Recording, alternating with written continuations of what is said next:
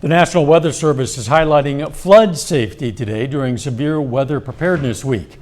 Local first responders offer ways to stay safe amid flood risk. KOIM's Melissa Alexis has more. This time of year, our weather can be very unpredictable.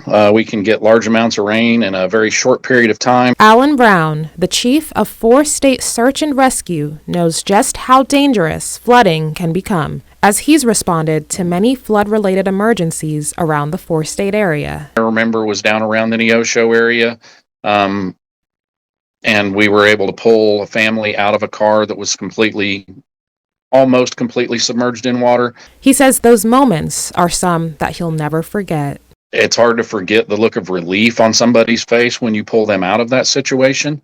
And while he was able to save some lives, he says that's not always the case. For somebody to be in a situation that it turns into a recovery, and we realize that can be the reality sometimes. Our hope is that we can make it a rescue before it becomes a recovery. The fire chief for the city of Miami and his team often respond to flood-related emergencies.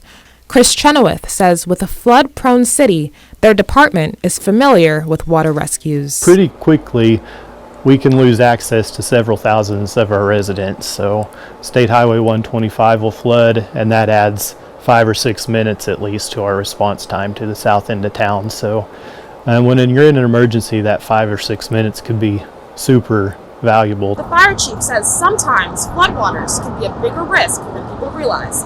He says it only takes a couple inches of water on the roads to cause an emergency. 6 inches of water is all it takes to knock you off your feet. So if you start walking across floodwater and it gets, has washed the road out and you're driving, then you're in trouble before you can do anything.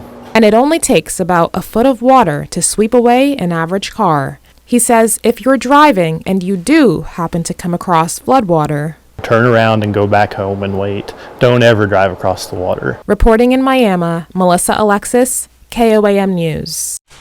According to weather.gov, floods kill more people in the U.S. each year than any other thunderstorm-related hazard.